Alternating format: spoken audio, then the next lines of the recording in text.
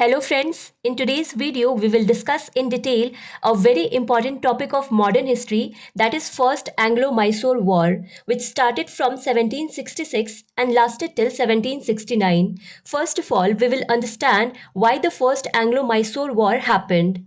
Look, we had seen that after the Battle of Buxar in 1764, Bengal was under the control of British East India Company. Apart from this, there were settlements of the British East India Company in Madras, which was a part of the Carnatic region.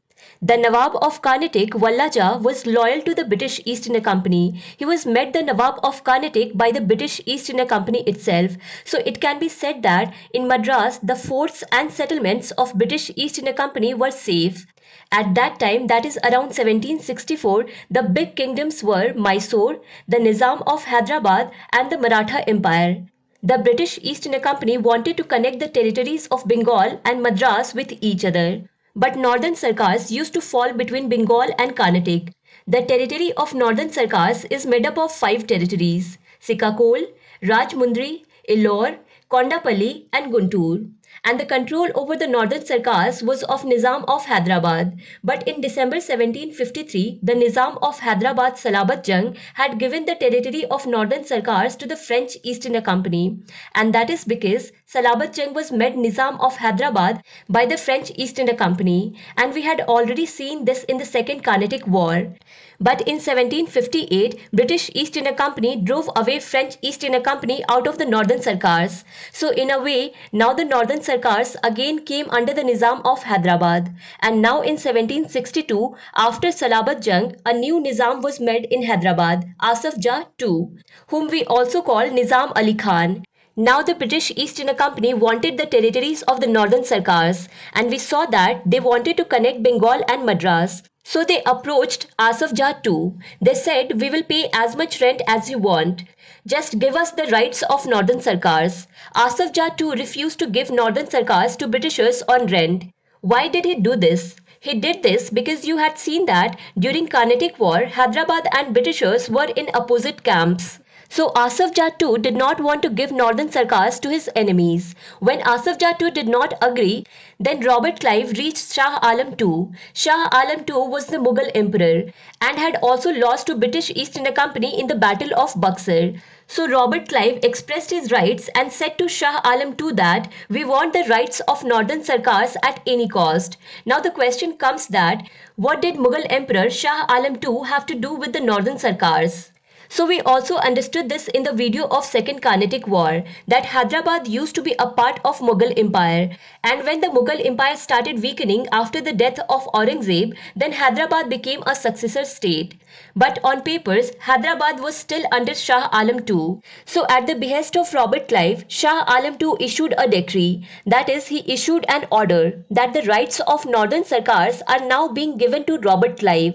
You can understand this situation in such a way that the Northern Sarkars was part of the Mughal Empire, but the Nizam of Hyderabad has captured it, and Shah Alam II is now saying that I am not giving the Northern Sarkars to the British East India Company.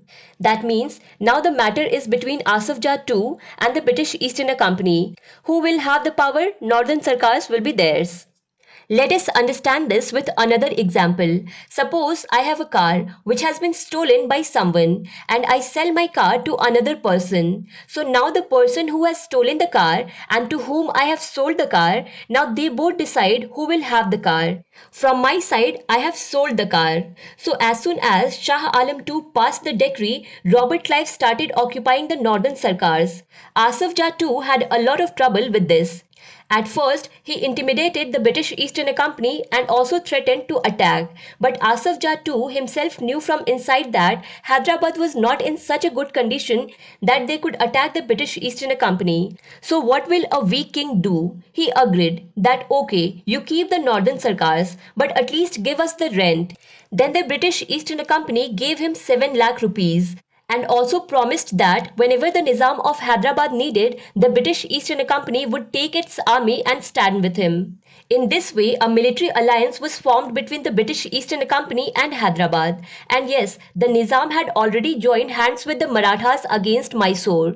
So in this way, Maratha, Hyderabad and British East India Company came together. Actually, the thing was that the growing prosperity of Mysore was not being seen by anyone. We saw in the previous video that Mysore was an inherently rich state. It had fertile lands, ports, handicrafts, kolar gold mines, and sandalwood. So this also became a reason that Maratha, Hyderabad, and British East India Company together thought of attacking Mysore. But there was a slight lapse in coordination, and in 1766 the Marathas attacked Mysore, while the Nizam and the British East India Company were still preparing for the attack. The Marathas had come to attack Hyder Ali, but Hyder Ali talked to them. Hyder Ali told the Marathas that you come to us, attack us, defeat us, then take our money, take our territory, plunder everything and take it away. If you want money and territory, then take it like this. What is the need to fight?